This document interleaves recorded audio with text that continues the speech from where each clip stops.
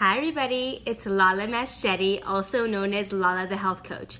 I'm an integrative nutrition health coach, and that means I help my clients use food, supplements, and lifestyle factors to preserve their health and to prevent disease.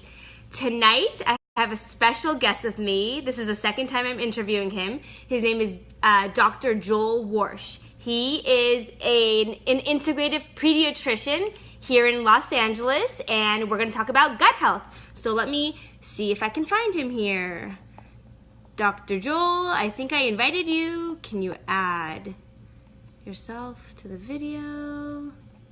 Let's look for you. Dr. Joel. Hi, Elena. Hi, Alan. I'm trying to find Dr. Warsh. Hold on a second. Dr. Joel, can you see me? Oh, you can't get on? Okay, hold on a second. Let's add you. Bring Joel on camera. There you go. Dr. Joel. There you go. Connecting. Yes. Hi, Dr. Joel. Hi. How are you? I'm good. How are you? I'm good. Thank you for getting on. I like your shirt. Thank you. Thank you. Are you on vacation? I'm not on vacation, just, living in LA. It's permanent vacation. Seriously. Cool. So, Dr. Joel, can you introduce yourself to everybody, please? Sure. So I'm an integrative pediatrician. I work here in Los Angeles. I did my training at Children's Hospital Los Angeles, and now I'm working in Beverly Hills, and I'm actually soon to be opening up my own practice in Studio City in the Valley in Los Angeles, and it's going to be an integrative practice, and really we're going to focus a lot on gut health, and this is one of my favorite topics, because when you get to talk about poop for just half an hour straight, it's going to be great. I know a lot of people who like to talk about it, especially some guys. Too much sometimes. Yeah. Okay, so for the people who don't know what is your gut, Dr. Joel, can you tell us what is your gut? So really that's the entire gastrointestinal system. So when you see the letters GI, that's for gastrointestinal. It's really the entire system from when you put food in your mouth as it travels all the way through your body and then goes out the other end. So you have your mouth, and then your esophagus down into your stomach, and then into your intestines, and then out your bottom. Oh, okay. And so, why is it that gut health? I've been hearing it a lot in the news, and it's becoming more and more popular. What's going on with that? I think it is because we're starting to realize, especially in America, but around the world, that the gut is so important, and we've had so many issues with the digestive system, and there's just a lot of concern about our food and our diets. And so there's a lot more discussion about what changes we can make and how that might affect our health. And also it just seems like so many kids and really everyone are getting sick these days and are having autoimmune conditions and all sorts of things, and everyone's wondering why. And really the gut is a target and something that we can make a big difference in, and we can make a change. And so that's why I think we're hearing a lot about it. Okay, great. I like that. So what can you tell us about the gut, Dr. Joel? What are the main things to keep your gut healthy? So I think that really starts with our diet. And so what has changed a lot in America over the last 30 to 50 years is what we're consuming. There's so many preservatives and products with sugar and dyes and all of these different chemicals, and questionable how healthy that is for you. And so I think that really the first thing that you can really focus on is your diet. And if you were eating healthier, then it usually is going to keep us healthier. Yeah. Well, what do you consider healthy, Dr. Joel?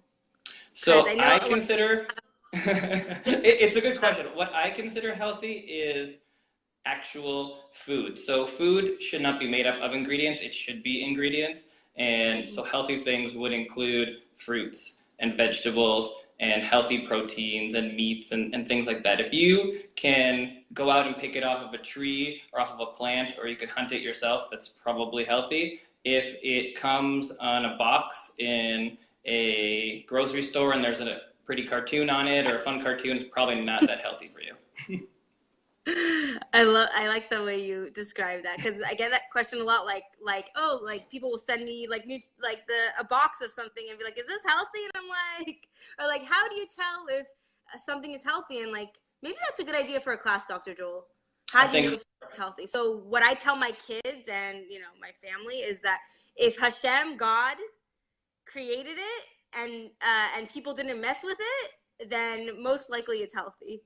I agree. And I think it's so important to teach kids and for families to get together and learn how to read food labels. I think that is something that's so important now. Yes, if you can just go to the store and buy an apple, okay, that's obviously, hopefully that's going to be good. You really want to get organic produce and no pesticides. I mean, we can talk about that later. But when we're talking about the other foods, if somebody's calling into you or asking you for your opinion on something, and when they ask me similarly at the office, I say, look at the food label and look at the ingredients. And if there are things on there that you don't know what those are, it's probably not healthy for you. If it says walnuts and almonds and honey, it's probably okay. But if there is some really long chemical term, probably not good for you. For sure, if it says like red 40, it's not good for you. That is definitely true. You do not want to see dyes. You do not want to see preservatives. But the companies are getting pretty savvy to those things. And so they're changing up the words, and there's 300 words for sugar and all these other things. So they're trying to change the terminology around to trick people into thinking that it's healthier. And so if you don't know what it is, it's probably something that you shouldn't be eating. Yeah, like the cereal boxes that say, oh, made of whole grains, but then you look at the back and it says like 40 different dyes in it and like 35 grams of sugar. You're like, okay, but it's whole grains, right? And it's gluten-free. Or, exactly. So yeah, it's tricky, but I think we're smarter than that. We're getting smarter and smarter with that. I think we're getting there. We have a long way to go. Companies are way ahead of the average consumer, but we're catching up. And I think people are starting to be savvy to it. And I think people are asking questions. And you can even see when you go to the grocery store, there's so much. You have the organic products, you have the non-GMO products. It's starting to become a thing. You didn't really see this that often a few years ago, but now it's very prominent on most labels. Now it's questionable whether all those products are still good for you, and that's something that's really important. Just because it says it's organic or just because it says there's no gluten in it doesn't necessarily mean that it's healthy for you, but at least we're moving in the right direction and acknowledging that those things are important. Yes. Thank you for that. So the first step to having a healthy gut is to eat real food. Yes. Right. That's most of the steps, really. If you do that, if all of America just changed their diet and everyone just ate healthy food, we would get rid of 50% of chronic disease today. It would take so few days. There have been many studies. They've done many research projects out there in the world, in America, with groups of people. Within a month, you get rid of most chronic diseases if you eat healthy. Wow, I definitely... Or maybe I shouldn't say get rid of, but improve at least. Improve the symptoms. Yes. Hi, Gilda. Hi, Melanie. Okay, so Dr. Joel, now I hear a lot about like your gut and so what are some foods we can eat? I can help you with this, but what are some foods we can eat that have because I've read a lot of how probiotics are good for the gut. They give healthy bacteria to the gut, and so basically, what is it? It's like a like you're trying to balance out the good bacteria and the bad bacteria, and you want to get rid of the bad bacteria and you want to increase the good bacteria. Can you tell me about that? And antibiotics, can you tell me about all that stuff? So that's a really great question. So I think we have to go back a little bit and talk about the microbiome. That's a word that is really being thrown around a lot, and that just basically means the environment of the gut. And what I think most people don't realize, and what I didn't even realize till last few years when I really got deep into integrative medicine, is the gut is just made up of so many bacteria. We don't think about it as an environment, but as we were talking about before on your feed about this, there are more bacteria in your gut, more cells of bacteria than there are human cells in your body. So if you think about that for a second, it's crazy. There are, if you make a little change to that environment, how much of an effect is that going to have on you? If there are more bacteria than there are of your own cells, and those cells are off, if the wrong cells are there, if the wrong cells are taking over, if you take too many antibiotics and then you muck up the environment for them, then it's obviously going to cause symptoms to the rest of your body. And so the concept and the theory behind probiotics is to put in those good bacteria back into your gut. So maybe you took some antibiotics, and yes, you might need those antibiotics to kill the pneumonia or something like that, but it's also going to kill the good bacteria. And so there's been tons of research over the last few years about what the right microbiome should be, what the best bacteria are in your gut. And a lot of the probiotics will use different combinations of the major bacteria, like bifidobacter or lactobacillus.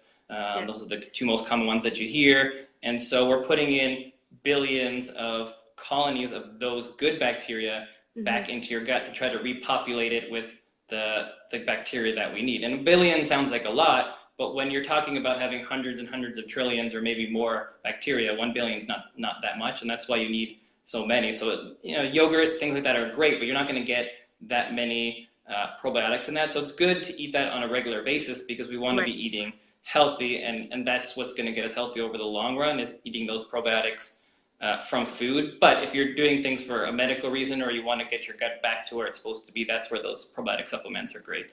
Yeah, and can we specify here that it's not any yogurt, right, Dr. Joel? It's like you can't be having the ones with 40 grams of sugar and think you're getting your probiotics in there, right? That's true. And I mean, maybe some of them do have it, but again, you have to weigh the pros and the cons of each thing. And so just because there are probiotics in something doesn't make it good for you. Just because there's something that's gluten-free doesn't make it good for you. So you want something that's healthy and also has the good stuff in it, and not have red dye or things like that in it that's going to counteract any of the good that you might get. I would say when you're looking for a yogurt, look with one that per serving it has less than 10 grams of sugar.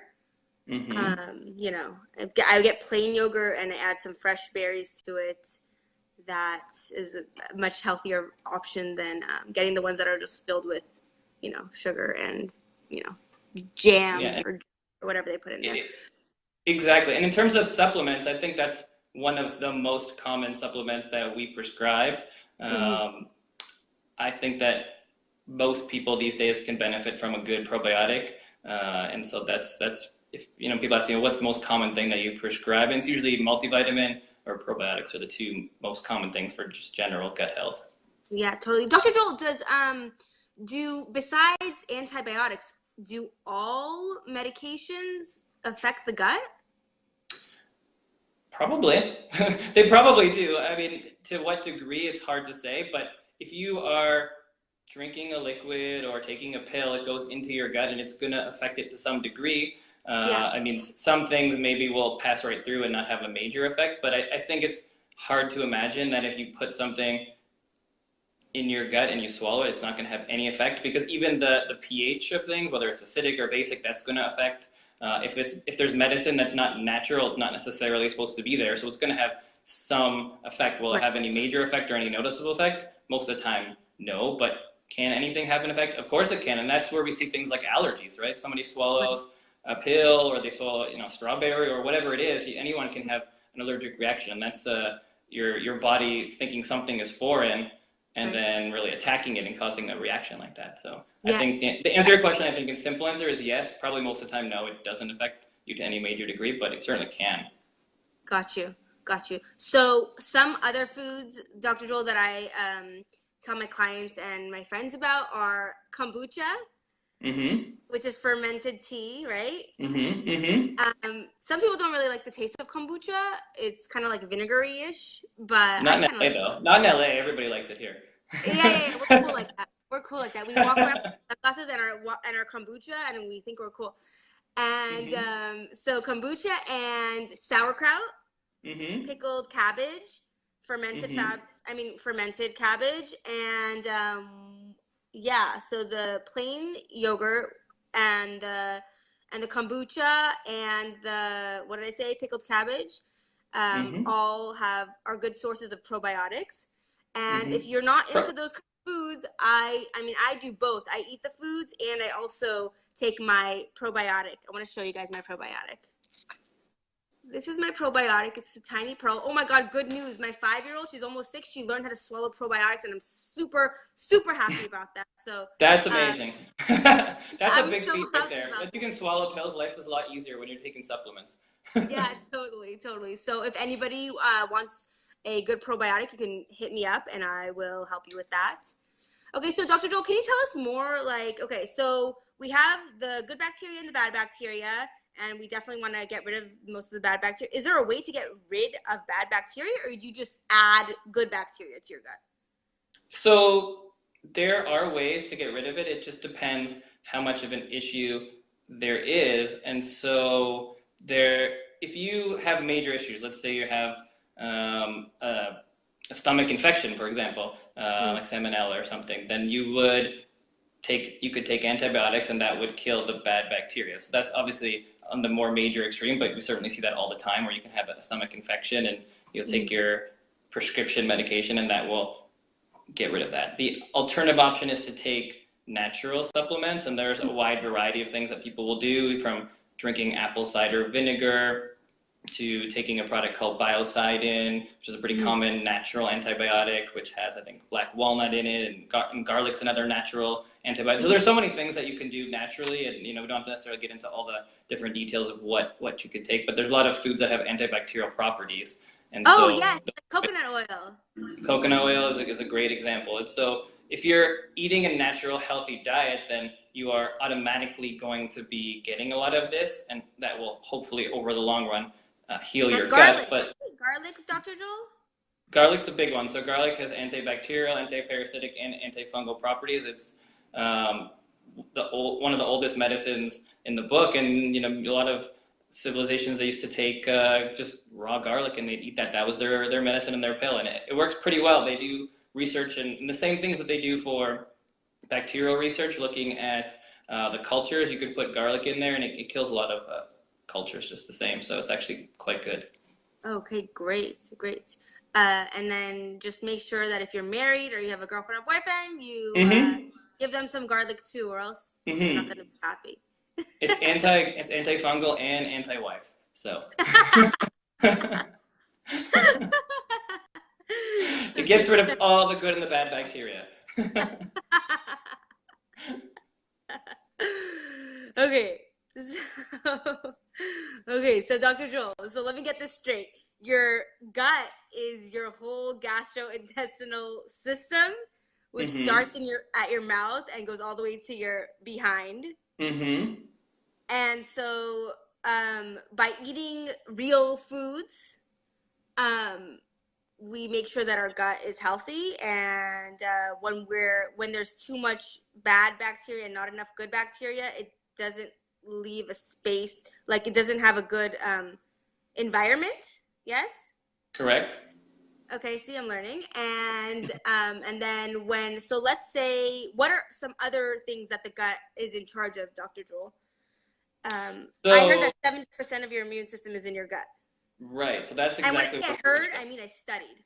So the enteric nervous system, that's the nervous system around the gut that controls the gut and the movement. And there's also a major immune system in the gut. If you just think about it logically for a second, Mm-hmm. that is one of our major points of contact with the outside world. Your gut, your intestine, is really in charge of deciding what comes into your body and what goes into your bloodstream and what Mm-hmm. passes through and goes into poop, and you get rid of it. So the most of your immune system Mm-hmm. is around your gut, Oh, I see. because it needs to fight off infections and parasites and viruses and move things through and make decisions about what is good for you, what is bad for you, what should be a mineral and get taken up into your body, and is that mineral good, or is it actually bacteria attached to something else? And so you have so much of your immune system around your gut. And then we can get into this a little bit, but there's all this talk about leaky gut. That's the new term, Oh, leaky yeah. gut. And what that basically means is, if we're eating foods that are causing damage to the lining of our gut, then Uh-huh. our gut lining is very thin. The outside is one layer of cells. And so if you cause damage to that outer layer, then the immune system has an ability to see, basically. And so if your gut's like this, let's say this is Yeah. it's supposed to be closed, it's supposed to be locked, and if it's opened up, then things can get through that aren't supposed to be getting through, and your Right. immune system is going to see, let's say, a food like an apple antigen, an apple piece as maybe that's foreign, it shouldn't be there. It's not supposed to be exposed to it, but it might be able to be because your gut is damaged. And so then all of a sudden now you're attacking this piece of apple and then you get an allergy or anaphylaxis. And so why would your gut wall be damaged? If you're eating unhealthy foods that shouldn't be there, then that can cause damage to your gut lining. And an easy example would be to think about celiac disease. So people that are allergic to wheat and gluten, that causes damage to the lining of your cells. The villi that are around your cell, those are the little the little pieces that pop up in that. Exactly, kind of like the fingers, the goes in there. And so the gluten and the immune system attacks those cells, the villi, and it causes it to be flat, and then it's leaky, and so things can get through. And that's why you have so much damage and issues when you eat gluten. So that's a very common example. Now I don't know for each person what's going to cause the damage for them, but it's a very similar mechanism where for whatever reason we're getting damage to the gut lining, and so then you have all sorts of problems that come from there. Oh, wow. Yes. Okay. And my friend Gilda here, she is she's also into health. She says, and stress for gut health. Right. I mean, stress and gut. Does stress affect your gut? It most definitely does. So we have the two major symptoms in our body, the parasympathetic system and the sympathetic system. The sympathetic is for action and running away from a tiger, and the parasympathetic system is for resting and digesting. So that's the two different systems are in opposition. And if you're in stress, then you're in a sympathetic tone. And that is when you're supposed to be running away. You're not supposed to be resting, digesting, eating your food, but we are chronically in a state of stress. Yes, and you don't have to be running away from a tiger. You can be just like, oh my God, this person's going to think of me as, like, you can think like, oh, this person's going to think I'm stupid, and you can be in a stress mode, right? Exactly. And what happens when you're stressed in your body, your blood flow is changed and it's moved to where you really need it. You don't really need a lot of blood going to your stomach when you're trying to run away from a tiger. Right. So you need to get out of there.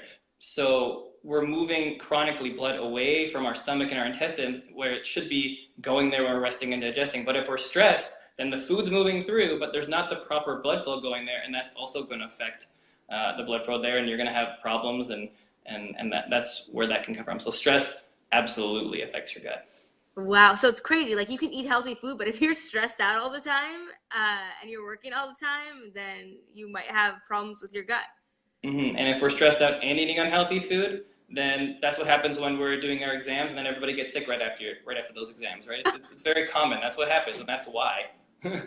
Oh my gosh, it's crazy. So that's why I love integrative nutrition, because it's like you don't only look at the food you're eating, you look at all the things that are in your life. You look at your stress, you look at your work, you look at your food, you look at your exercise, because they're all impacting your health, your overall health. Right, exactly. And that is what makes integrative medicine so amazing, and why it's so important, because there is no one thing. Now, if you have a bacterial infection, okay, yes, you got to take care of that. But in reality, there are many pillars that affect your health, and exactly what you said, lifestyle. So your diet, your sleep, exercise, what you eat, all of these things matter. And you don't have to be perfect at everything, but if you improve everything by 5%, that's going to make a big difference in how you feel.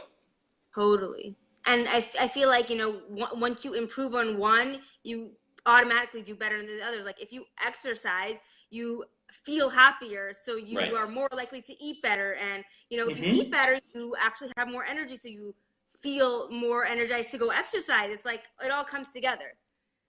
It definitely does. It's a snowball, and that's why you see people going in one direction or you go the other. And that's where our job is as, coaches and doctors and nutritionists and just everyone in the integrative field, is to help people get moving in that right direction. Because we're not there with people every day. We can't be there to choose their food every day. We can't be there to chew their food with them. We can't be there to not buy their. We can't do all those things. That's not where we are. We're here to give the information and to get people moving in the right direction and give them the encouragement and to let everybody know that it is possible. Even if you've been eating poorly for 20 years, if you make the change today, you're gonna feel Yeah. better in a week or 2 weeks or today. You're Yeah. gonna get going in the right direction. And once you start going in that right direction, you don't go back. Once you see things and you realize it's hard to go Totally. back.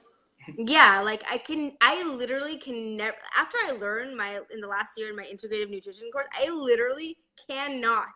I was telling my husband, I was like, I've been telling you like to buy, like I need to buy a house with a backyard for the past 7 years, but like honestly, I rather be able to buy healthy organic food than even buy a house. That's how deeply ingrained it is in me now. Like, and he's like, what?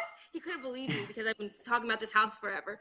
So yeah, it's so true. Like the more you learn about it, the more you just can't ignore it. You just can't ignore it. You Yeah, can't. and when you It's see the difference in the way you feel and the way your brain works, you're like, you can't go back. That's it. You don't even like if there's my one, taste buds yeah. don't want to eat that kind of food anymore. I don't even enjoy that kind of food anymore. That's the crazy thing. People are like, "Oh, how do you eat so healthy?" And I'm like, "Cause the unhealthy food doesn't even taste good to me. I feel like it doesn't taste good, and I feel horrible after. So it's kind of easier. It's really kind of easy for me now. Now. It is, and you don't realize it because I mean I didn't used to eat that healthy either. I grew up in Toronto, and my parents had we had a regular food, like everybody else was eating, and sometimes I would eat at McDonald's or wherever, and it was fine. It didn't really make me feel that bad, or at least I didn't think so. But once Right. you change your diet, and once you Right. understand what's going on, and once you get off of it for a month or 2 months, then Yeah. your body actually has a chance to calm down, not have to deal with that inflammatory food, and then you eat it again, and you're like, what happened? What is going on? Why do I feel horrible? You don't even realize Yeah. how horrible you feel until you Right. feel better, and then you do it again, and you're like, whoa, I probably shouldn't eat all that wheat. Doesn't make me feel good.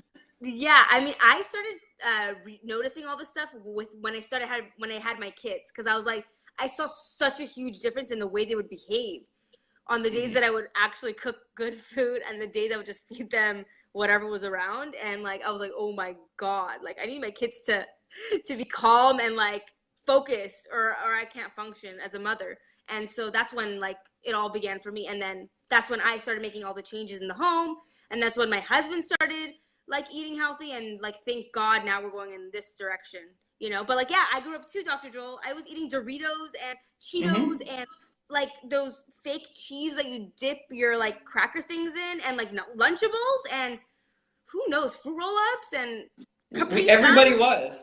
I mean, that's Yeah, what marketing I is, mean, right? That's what marketing is, and they did a great job, and they convinced us that that's what we're supposed to be eating, and there wasn't really anything else, and that's been happening for a long time, and only people are starting to wake up now to it. But still, a lot of people, even when I mention it at the office, and I tell a parent, oh, you need to think about the diet, and maybe it's the food that we're eating. A lot of times I get very blank stares, but then there's also those other times where people actually do it, and then they come back a month later and they're like, oh, thank you so much. They've been sick for 2 years, and then we stopped doing milk, and they're better.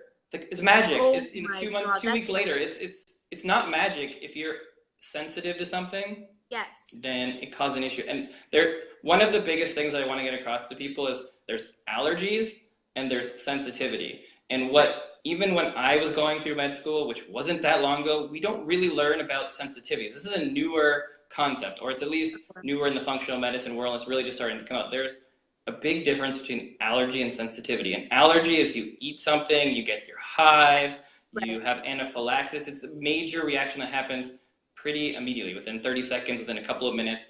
That's what most doctors are taught. That's what most people are looking for when you go get your allergy tests. You do Mm, the skin pricks or you do the blood test, and they're looking for allergies. And so right. you go and you do your test, and you don't have any allergies, and everybody says, "Oh, you're fine. It's not weed. It's not dairy. It's not anything. You're not allergic to it." But Right. that's not what's happening. Those are the immediate reactions. We're having chronic, long-term, low-grade issues. That's Yeah. sensitivity. So you eat wheat, or you eat not so good wheat, or you eat dairy, or drink dairy, or whatever it is, and you have stomach aches, and you have bloating, and you get rashes and eczema, and maybe that leads to celiac. There's all these things out there, and they're low-grade chronic sensitivity, not allergies. Right. So because you had a skin prick test 5 years ago that said you weren't allergic to milk doesn't mean that you aren't sensitive to it. Most Right. people are now. That's such a good point. I have my 2 year old who like was sick for like a year and I was like, what is wrong with this kid? And I realized one night that like it's his milk. That every time after he has milk, he gets mucusy, and I was like, oh my god! I literally took away the milk, and he hasn't been sick since that like 8 months ago that I figured that out. It's insane. It's And you insane. think about it, if your body thinks that milk is a problem, if it is a problem, or your body thinks it's a problem, then it's attacking the milk. The antibodies are dealing with the milk, attacking the milk, handling the milk, and it's doing that instead of doing something else. And if it's affected, think about allergies, seasonal allergies. Most people know that. If you get a seasonal allergy to ragweed, what Right. happens? Your eyes might water, you might have itchy eyes, you might have a runny nose. Not all of those things are specifically related to wherever the allergen came in, but your body has a reaction to it that's whole body. And so it's very Right. similar. You might have a sensitivity to dairy, and then you get eczema or rashes, and you get rid of Yep. that, it goes away. So your body is Yep. dealing with that, and it can't deal with other things. And sometimes you take that allergen away, and it Wow. lets your body handle the rest of the infection and get rid of it and completely get better. Wow. Wow. Thank you so much, Dr. Joel. Is there anything else you want to tell us about the gut? Did we miss anything? Did I miss anything?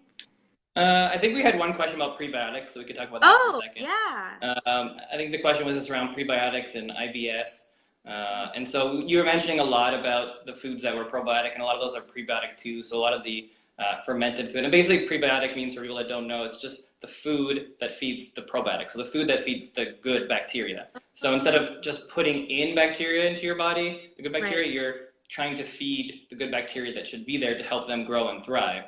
And so Gotcha. those are the Jerusalem artichoke and the chicory, and kombucha has it, and a lot of other those kind of foods are the prebiotic foods. And a lot of even the probiotics now have prebiotics in them, like Yeah. inulin, and those are the food for the bacteria. And then the question around that was about those in inflammatory bowel syndrome. And so that is true for some people. Some people do have issues with certain foods, and those cause them to have issues with their stomach and their gut. And probiotics can do that to some degree for some people. So it's not a everyone issue. So I think it's kind of personal. And if you notice that every time you have garlic, it causes you to have issues, then you just want to avoid that. Everybody has issues to different things, and so it's not an issue that everyone with IBS has problems with prebiotics, but some people do. And so if that's an issue for you, then you just eliminate it from your diet or keep it to a minimum. Thank you, Dr. Joel. Oh, I also take prebiotics. So I have a prebiotic powder and I just mix it with water and then I take my probiotic and then I swallow it. So I'm so happy because now I know the prebiotics are feeding the probiotic bacteria. Yes? Yes. It's feeding it, so it's kind of like double, tripling, quadrupling my probiotics. Yes? Is that what's going on Yes, the there? Okay. theory. That and just the good bacteria that's already there, because again, you're when you're taking a probiotic, it's good, but you're putting in 1 billion out of a trillion, so you're throwing a rock into an ocean. So Right. it's not a major huge dent, but that's why if the prebiotics are good, because then you're feeding those bacteria, and then you're also feeding the rest of the bacteria that are there, and you're feeding the ocean. Oh, okay, good. I'm so happy. Oh my God, my husband just commented. He said, no garlic for me. My husband has a problem with garlic, which is a major problem because I have a lot of garlic and he does not do well with garlic and then he gets upset about the garlic. So, I do too. you have a problem with garlic? I know I like garlic. Oh, you like garlic. Okay, well, My my wife has a wife problem likes it. with it Your when I wife eat likes it. it? She likes it? No, she likes it, but not nearly as much as I like it. But she doesn't like it when I eat Oh, it. yeah, of course. Okay, welcome to my world. Yeah. Okay, thank you, Dr. Joel. So how can people, because I'm sure people want to follow you, how can they follow you? How can they find your new, congratulations on your Thank you. new practice, right? Thank Can you. you Thank tell us you. how everybody can find you? Sure. So the new practice is going to be called Integrative Pediatrics and Medicine Studio City. The website is going to be integrativepediatricsandmedicine.com, but it's not up yet. So you can find me right now at Dr. Joel Gator on Instagram, or you can type in my name, Joel Warsh or Dr. Gator, into Facebook, or if anyone has questions or they want to talk to me, they can just email me at drjoelwarsh.com. So doctor is Dr. Joel, Joel, Warsh, Warsh, at gmail.com. Perfect. Thank you so much, Dr. Joel. I have a lot of Thank fun talking to you. you. I hope to have you again soon. For sure. Okay. Thank you. Have a good night, doctor. Bye, everybody. Thanks for watching. Bye.